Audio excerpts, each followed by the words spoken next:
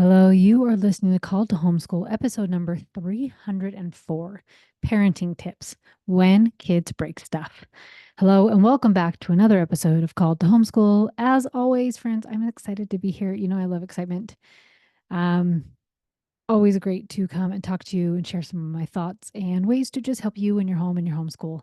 So I work every Tuesday afternoon and we do our homeschool in the morning. We eat lunch together and then I work. On my work day, I do a group coaching call, record my podcast, write content for social media for the next week, private coaching calls, and any little things that I need to do within my business. Well, today was no different. And today of the day I'm recording this, not the day that this is airing. But I thought we had a really fun group coaching call. I love the energy of a group coaching call. And I had finished my social media post and I'd been thinking of an outline of a podcast episode. And then while I was thinking of that, I thought, okay, well, I coach my private clients and then I'll go ahead and record that podcast episode. So I coached two people and I was on the third person. And it was a lovely new client who had a lot of awesome homeschool questions. I was going over a lot of things with her, and my husband runs in. And mind you, my husband doesn't just barge in during calls. My kids are really great to respect that. And so he ran in and um, said, the fence is on fire, and then runs right back out. So I'm in the middle of a call, mind you. And so I don't really register what he's saying. And he didn't really ask for help. So I finished the coaching call like, okay, I don't, do you want me to do with this? So I finished up the coaching call. Then as I'm hopping off that call and about to hop onto the other ones, I have a few seconds and he comes in again and said, Meg, this is bad. I need your help. So then I'm in a panic because I'm like, what do I do? I've never stood anybody up in a coaching call. Like, that is not me. That's not who I am. Like, I always do my best to start right on time. And luckily, I knew this client well, and I left her a message on Facebook as I'm running outside, like, friend, my fence is on fire. I'm so sorry. I will reschedule this with you. So I ran outside thinking a little fire, but oh no, it was a large fire. We have a fire pit out in our backyard, and behind that fire pit is our burn pile. I don't know if you have a burn pile, but we have a really big burn pile. And it was really large because pruning all the fruit trees has just been done, took out a bunch of rose bushes. Um, just as we had to cut down trees, right? It was a pretty big pile. So my son has been working really hard to earn money to go on a humanitarian trip. And so I said, hey, if you will burn the rose bushes, the stuff that we'd pruned, I will pay you for that. And so uh, like rose bushes, they are terrible in my opinion. I hate these thorny plants of death that are pretty for honestly a week. And so we ripped all those out. Anyways, I hate burning them because you inevitably stab yourself. When I was helping him one of the days, I have cuts all over me from just that little bit. So, anyways, I said, if you'll burn all these rose bushes, I will pay you. So we did burn a bunch together on Saturday with absolutely no problems. And then yesterday, or on the Monday before this happened, he was working on it. I was out and about and I would kind of check on him, but I was home and again, no problems. Well, apparently he decided to burn some today while I was working and a big windstorm came. And so he decided to stop burning stuff, which was really great because you don't want to be burning things during a windstorm. And little did he know that an ember, a small little ember, had been blown out of the fire pit and went into an old stump that was right in the middle of the burn pile. He saw that the fire was out in the fire pit and he came inside. Because the wind was so strong, it ignited the little ember and it started the whole wood pile on fire, which happened to be next to a fence, which happened to be next to our neighbor's fields. When I got outside, not only was the fence completely melted behind the fire pit, but our neighbor's horse fields were on fire. My son was actually out in the horse field. I think he had a hoe of trying to stop this fire. Maybe you've seen that in a movie where they try to dig a line to stop a fire. So he's out in the horse field. My husband and I are trying to hook up hoses. In Utah, they turn off your secondary water throughout the winter months. And so we had to hook up all these hoses to the house water in order to try to get water out there. And we're trying to do this. And within minutes, the fire department happens to show up. And luckily, the neighbor had called the fire department. Um, because nobody knew that this was going on. I don't even know how my son knew about, maybe he saw the fire or something and ran out there. I still don't quite know how that all happened, but he was out there trying to figure it out. I guess his little brother was over there with a bucket trying to run water back and forth from the house water. But the fire department got there. They were amazing and had it out within minutes, just soaked it down. So we talked to the fire chief for a while and a bunch of the other firefighters, and they were incredibly helpful and kind and so grateful. They were very kind to my son and told him that they all teased him and said, "You might be a firefighter someday," because this is how a lot of us got our start. They did something like this when they were younger. So, really interesting experience, right? I don't know how much damage is done yet because, like, the fence on our side behind the fire pit, I actually think it's our neighbor's fence, but it just happens to be right behind our fire pit. But it's completely melted. It's a vinyl fence, completely melted. It's all the way gone. It's not a very big section, but the fire that went into the horse field burned a lot of the posts. So there's probably a lot of posts we have to replace. And I don't know if they have sprinkler heads that got burned. I saw a big hose that looked like it got melted. So I don't know if that's a big industrial hose. So I don't really know what all the damage will be, how much it's going to cost, all those things. We'll get all that figured out in time. So guess what my husband and I did during this time as we are out there with this fire? We worked together to solve the problem. We didn't yell at our boy. We didn't give him a lecture. We just all worked together. We may have said, like, "Hey, buddy, go do this. Now go do this," right? Like trying to organize it, but it wasn't this like, "Hey, you're an idiot. What in the heck is your problem? You're so irresponsible," right? It was just like, let's get this taken care of. Let's fix this problem. Now, before you think I'm boasting that I am just the world's greatest mom, I'm just so calm, the most patient mom. I'm going to stop you right there. Friends, I have trained for this moment. Now, you may laugh and think like you trained for your kid to light all these things on fire. No, but I have trained for my children to break things. I have trained for things to not always go right. Years ago, I read in a book about this father who had a son who crashed the car. And I'm sorry, I don't remember what the book was. And the dad didn't get mad at him, but just hugged him and told him he was so happy that he was okay. And he was walking home from this accident and that the son was more important than this car. And I think the son then goes on and talks about how that shaped him into a man of just like, wow, I want to be like that, like, that's how important I am to my dad. So it was like this really profound story. And I remember reading that and it stuck with me. And I thought, that's the kind of parent I want to be. Like, I want to be that amazing. And then I had teenagers who crashed our cars.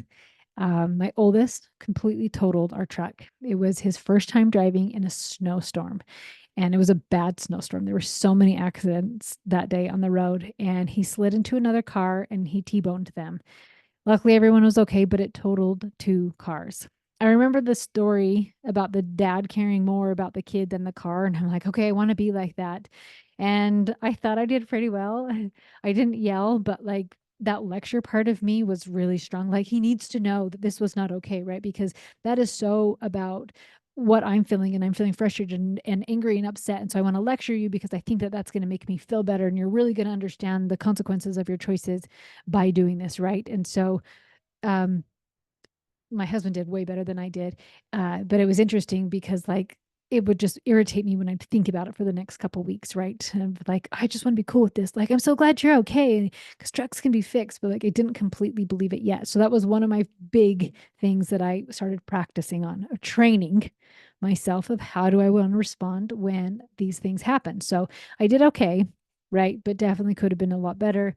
I'm sure there were lectures and talks about this, about being responsible, and different types like that. So then, as because I live with humans, a lot of children, my next kid hit a car. I can't remember how much later it was, maybe a year or so. He hit a parked car. He was in a parking lot and he reversed and he thought he was hitting a curb and he was like, "What in the world?" So he gunned it and hit a car harder.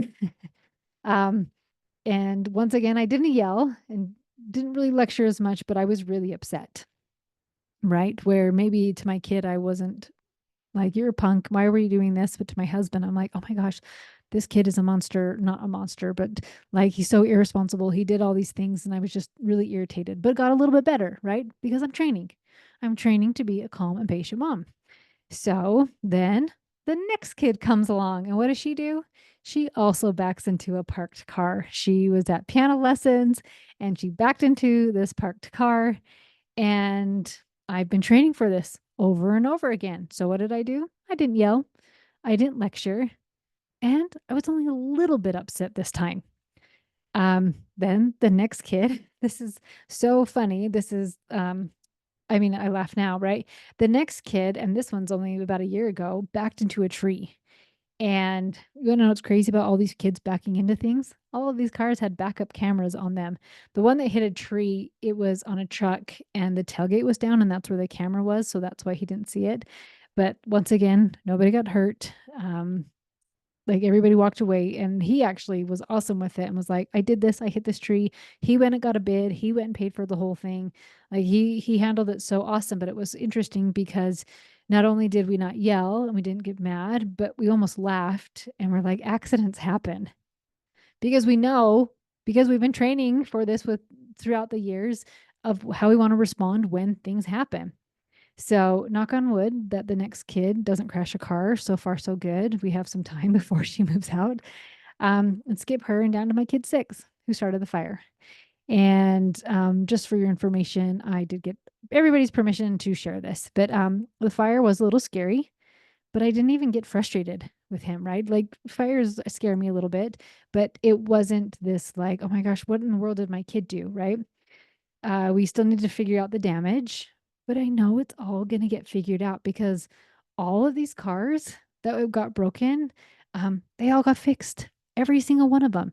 And the car that when my kids hit, like we got their cars fixed too, and we always got it figured out. And maybe it was stretching us financially at that time with something, but we always figured it out. And so as we have practiced and practiced with this stuff, we know that and remember that people are more important than things. People are more important than messes and more important than crashed cars and melted fences. Cars can be fixed, fences can be replaced, but relationships are much more delicate. I happened to receive this text from my one of my adult kids who was one of my kids who crashed a car of the same day as the fire. And this was before he even knew that there was a fire. And the text said, "Thank you for making an effort to not yell at us. It made it easier to be friends with you. I just saw a mom snapping at her daughter, and it always makes me sad." Friends, stuff gets broken. Don't let it be your relationship with your spouse or your children. After the fire, we realized that we probably need to review a little bit of fire safety. After kids crash cars, we reviewed what to do and how to avoid them in the future. I'm not out there hoping my kids are going to break things. I am trying to teach them, but we live in a world where things get broken. So instead of hoping that they never get broken, I am training myself to focus on the relationship over the broken item. My son felt horrible after the fire. He was crying really hard. My husband and I told him that we love him and that we will get it all figured out because we always do. So, what do you do when your kid breaks something? Friends, prepare now for it. They are going to break something, whether it's dishes, a TV, something in your car, whatever. It could something in your house. Anyone else have a hole in their wall from a kid breaking stuff on purpose, drawing on the walls, right? Things are going to get broken or damaged. What do you want to do? How do you want to respond? Prepare for that now. What do you want to think when that happens? For me, I am training myself to think of something like accidents happen is one of them, what I can think with some of them. But when it's some of these bigger ones, the thought that I really like is this will get figured out. I don't know how. I don't know what the bill's going to be. I don't know if it's going to be worth it to use our homeowner's insurance, which makes your rate double, right? Like, we don't know what it's going to be, but I know it will get figured out. And even if it's a little bit painful for a little bit and we have a wonky fence for a little bit, and maybe our neighbors have actually been complete saints about this, right? And burning a chunk of their field. But like we could have them mad at us, right? But like everything will get figured out. And I love that thought. So then when a kid breaks a plate or a cup, I can say, whoopsies. Like, go ahead and clean that up. Or like, ooh, let's get shoes on before we do this so you don't get glass in your feet or something. Or a bigger fire. I did not say whoops with the fire, right? I just got focused on like, we've got to get this out.